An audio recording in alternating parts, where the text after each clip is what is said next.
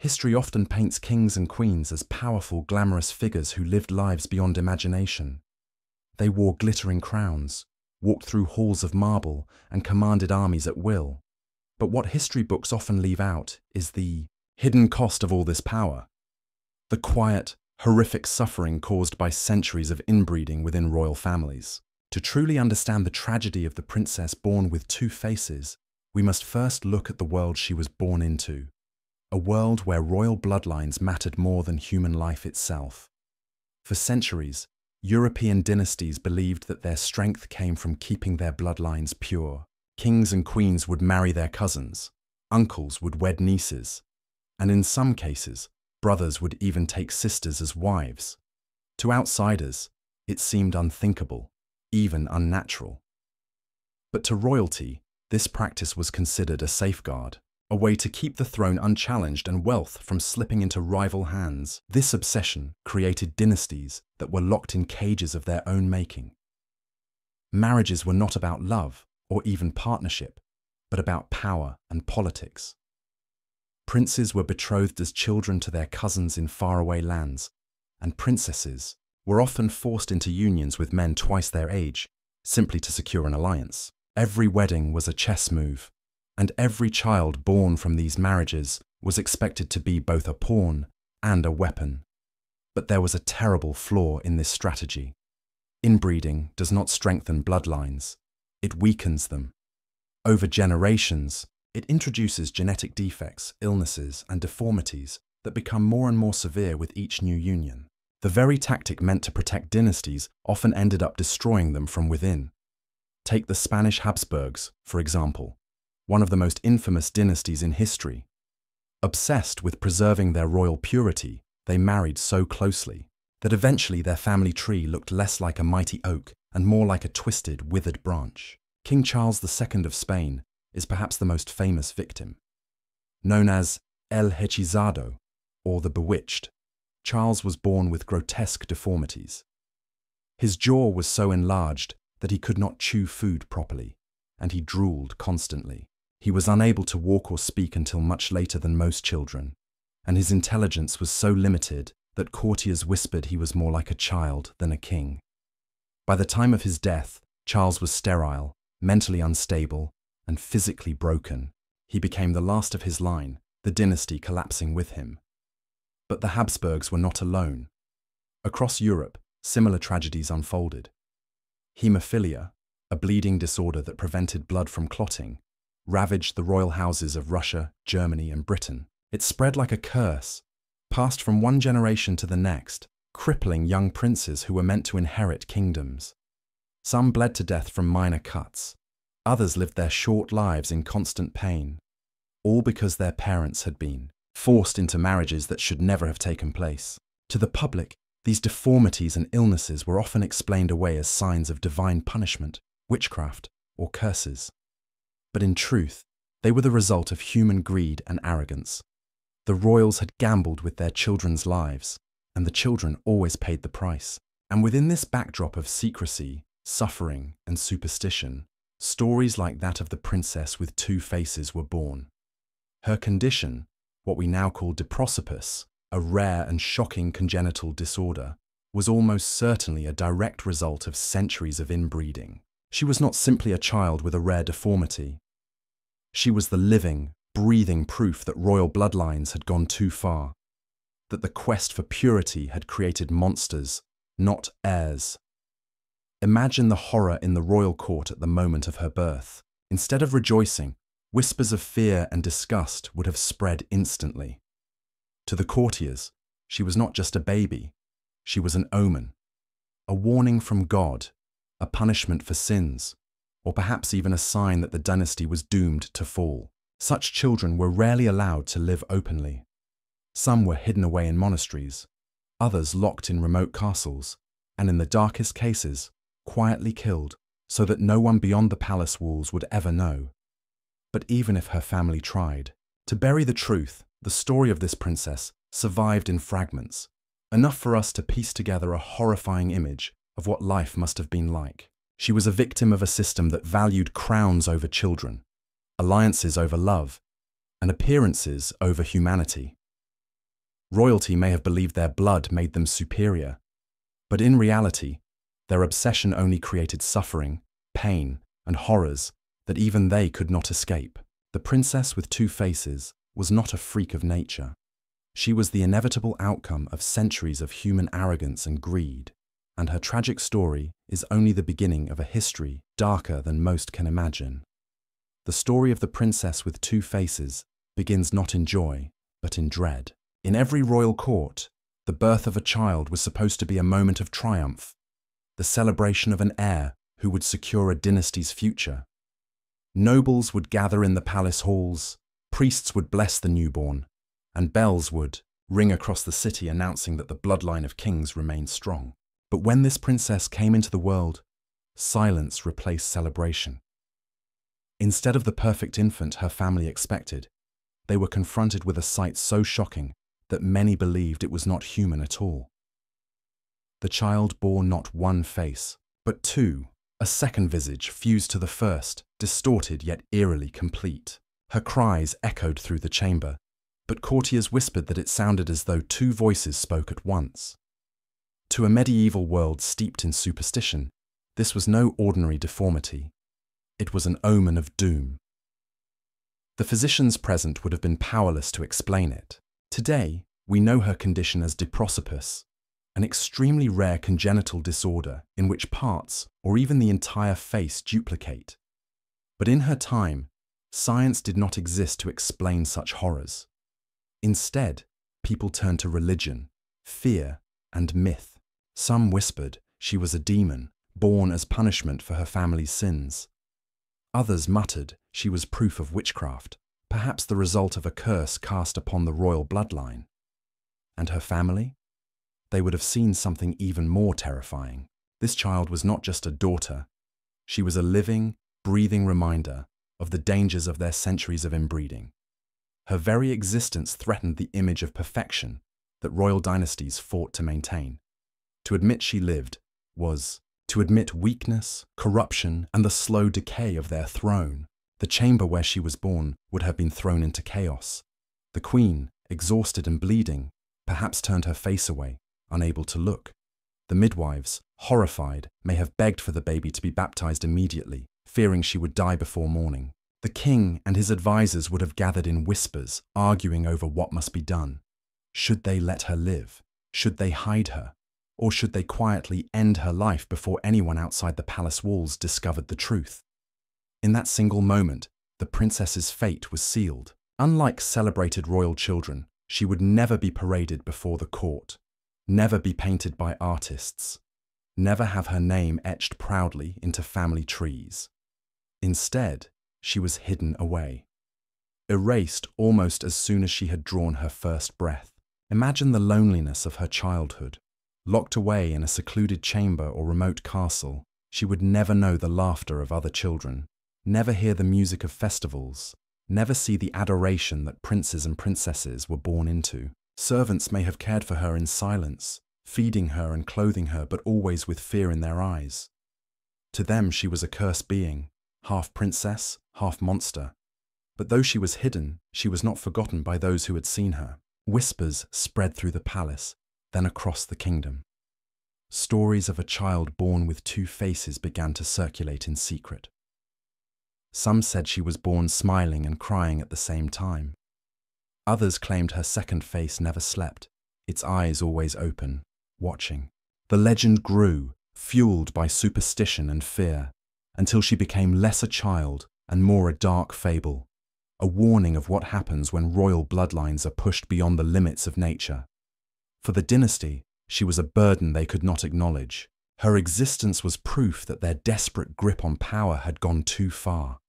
To show her to the world would invite ridicule, rebellion, and perhaps even divine judgment. And so, her life was stolen from her before it had even truly begun. Not necessarily through death, but through erasure. Some historians believe children like her were sent to remote monasteries, where they lived short, cloistered lives in anonymity. Others suggest darker fates, that such infants were quietly drowned, smothered, or left to die, so that the secret of their deformities would never spread. Whatever her ultimate fate, one thing is certain. She was denied the dignity of being seen as human. She was denied the love of a mother, the protection of a father, and the honor of being remembered by her name. Yet despite the dynasty's efforts to erase her, fragments of her story survived. Whispers turned into chronicles, and chronicles turned into legends.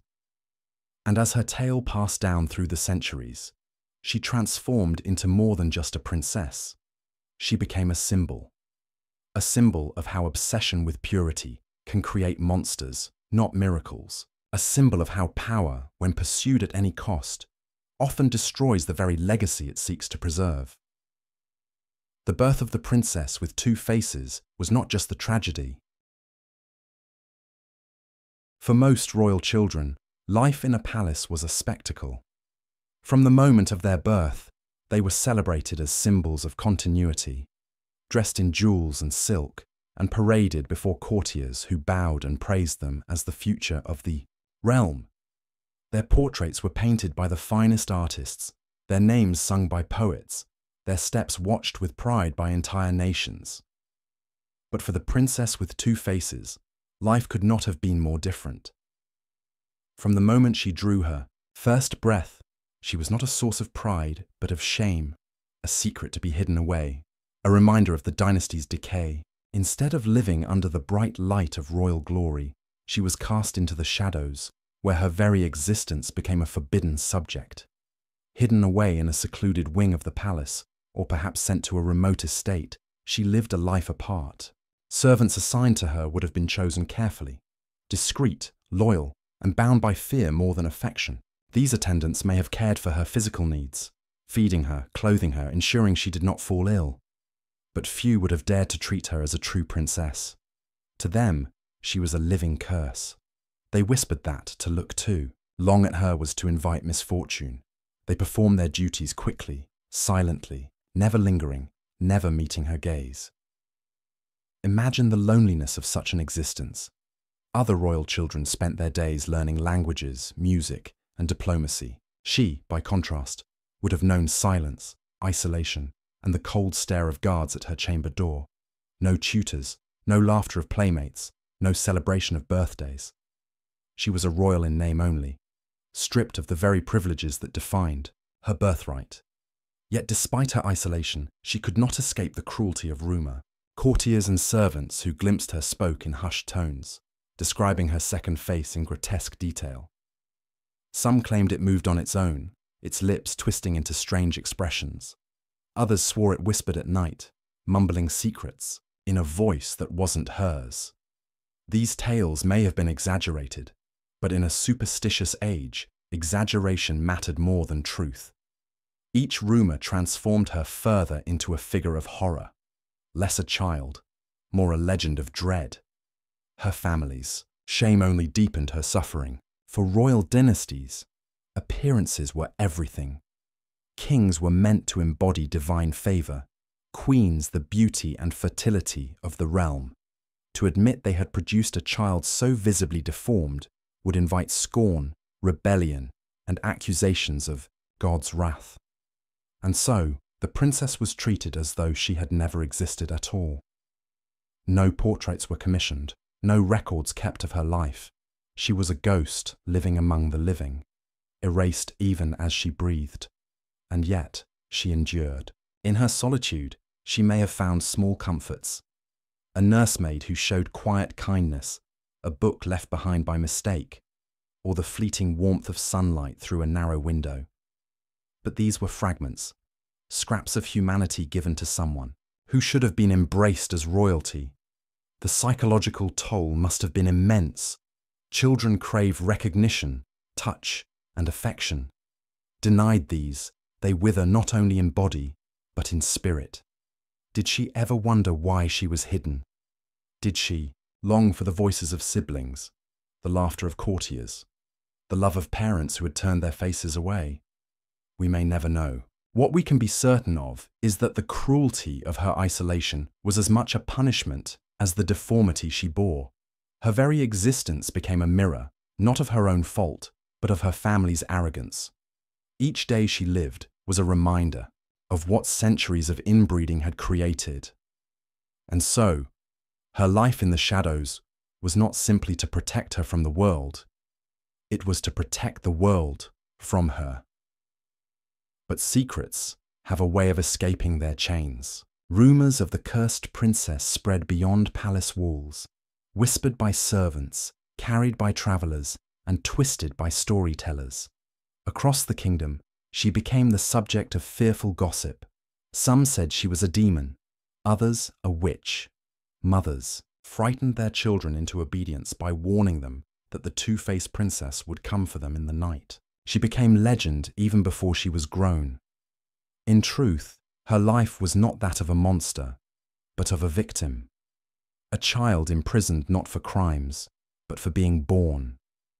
A girl who should have worn gowns of silk and sat upon golden thrones, instead reduced to living in silence, denied even the dignity of being remembered by her name. Her existence is a haunting reminder that behind the pomp and majesty of monarchy lies a darker reality. That sometimes, the very families who claimed divine right to rule were the most cursed of all. The princess with two faces lived in the shadows, but her story, though buried, could not be erased forever. And the deeper we look into her forgotten life, the more we see not only her suffering, but the decay of a dynasty that created her fate. By the time the princess with two faces was hidden away, her fate was sealed, but the dynasty she was born into could not so easily bury what she represented. Within the palace walls, she became more than just a child. She was a symbol, a living reminder that the royal bloodline was poisoned, a grotesque mirror reflecting the dynasty's slow decay. For centuries, monarchies had used their children as proof of their legitimacy. A healthy heir meant stability, strength, and divine favor. But when heirs were born sick, deformed, or cursed with strange afflictions, whispers began to spread. Perhaps God had turned his face from the throne. Perhaps the dynasty was no longer chosen. And so, this princess, with her doubled face, was not simply an unfortunate child. She was a public relations disaster in an age when faith, superstition, and power were inseparable. Behind closed doors, her family wrestled with the truth. They had created this curse themselves through generations of inbreeding. They had defied nature in their desperation to keep crowns and lands within their grasp. And now, their arrogance had taken shape in the most horrifying way possible, in the body of their own daughter. To the court, she was living evidence that their pursuit of purity had gone too far. It is difficult to overstate the fear her presence must have inspired, not just among courtiers, but among foreign ambassadors and allies. Rival kingdoms thrived on weakness, and nothing revealed weakness more clearly than a dynasty unable to produce a strong, healthy heir. Whispers of her existence could destroy fragile alliances, embolden enemies, and spark uprisings. That is why she was erased from official records. That is why her name was buried. She was not allowed to exist because her existence alone was a threat. And yet, no matter how hard her family tried to silence her story, the truth spread. Servants whispered of the cursed princess in taverns. Monks recorded fragments of her existence in chronicles hidden deep within monasteries. Rumors carried her story far beyond the palace walls. And as her tale traveled, it grew darker, more terrifying, more symbolic. She was no longer a hidden child. She became the embodiment of a dynasty's sins. In some corners of the kingdom, people whispered that she was a divine punishment, proof that God was withdrawing his blessing. In others, she was seen as a prophecy, a sign that the dynasty would soon collapse. Common folk, suffering under the weight of taxes and endless wars, seized on her as proof that their rulers were cursed, unfit to govern. In her silence and her suffering, she became the voice of a kingdom's discontent. And within the palace, the paranoia grew. Every decision the monarchs made was now overshadowed by the shame they carried. Could they trust their heirs to be healthy? Could they risk another scandal? Were their rivals already laughing behind their backs, spreading the tale of the two-faced Princess. The dynasty had been shaken, not by armies or revolutions, but by the birth of one fragile child who was never meant to be seen. It is here that her story becomes something larger than herself. She was no longer just a hidden princess. She was the symbol of the consequences of unchecked ambition, of bloodlines twisted by arrogance. She was the warning sign flashing before a dynasty's collapse. History is filled with examples. The Habsburgs, whose obsession with inbreeding destroyed their line. The Romanovs, weakened by the royal disease of haemophilia. Countless others who watched their power wither because they placed pride over humanity. The princess with two faces was one of these warnings. A human being transformed into an omen. Imagine the fear in her parents' eyes every time they thought of her. Not because she was monstrous, but because she was the reflection of their own sins. She was proof that their empire was rotting from within. To look at her was to confront the truth, that their dynasty was not eternal, that their blood was not pure, that their crown sat upon a crumbling foundation. And so, while she lived in shadows, her story haunted the light. She was never crowned, never painted, never honored, but she became unforgettable, not for what she did, but for what she represented. In the end, dynasties are not destroyed only by war or rebellion. Sometimes they collapse under the weight of their own secrets. The princess with two faces was such a secret, a horrifying symbol of decline. She was born into royalty, yet her existence screamed that the age of her family's power was ending. And though she was hidden, though her life was erased, she cast a shadow so long that history could never escape it. Every life comes to an end, but for the princess with two faces, death was not only a release from suffering, it was the final step in her erasure from history. Her birth had been a scandal, her life a shameful secret, and her death a quiet disappearance. Unlike other royals, whose funerals filled cathedrals with music and incense, her passing was marked by silence. We cannot say with certainty how long she lived. Some believe she died as an infant, her fragile body unable to withstand the deformity she carried. Others suggest she survived into childhood, hidden away in a monastery or a remote corner of the palace, living in shadows until illness or neglect claimed her. What is certain is this: whenever she died, her family ensured that her story was buried with her. No grand tomb was built in her honor. No monument bore her name. There are no royal chronicles celebrating her short life. No official records declaring her a princess. To her dynasty, she was not a daughter. She was a mistake, one they wanted the world to forget. And so, her legacy was deliberately erased. But history has a way of remembering what rulers try to destroy.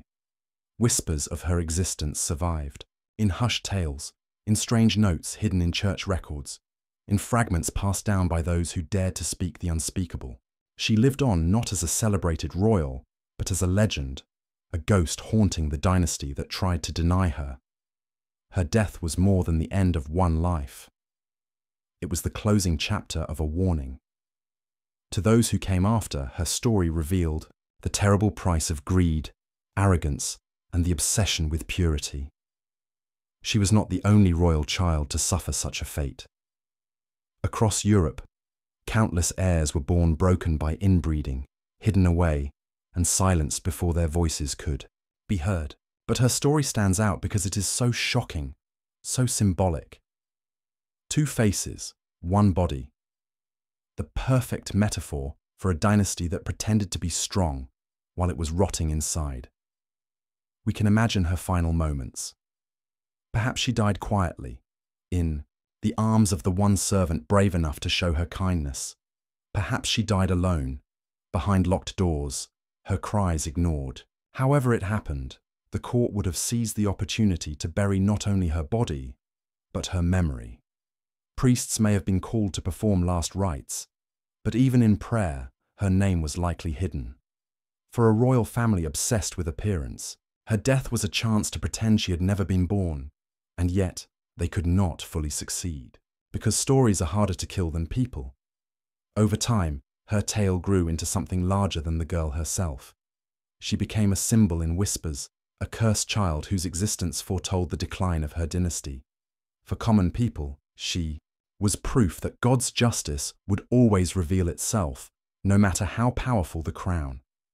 For historians, she became evidence of the destructive consequences of royal inbreeding. Her forgotten death is haunting because it reflects the cruelty of her life. She was denied the dignity of being celebrated in birth, denied the warmth of family and life, and denied the honor of remembrance in death. She was erased because she embarrassed the powerful, and yet by trying to erase her, they made her unforgettable. In the end, the princess with two faces is not remembered for her name, her deeds, or her place in royal succession. She is remembered because of what she represented.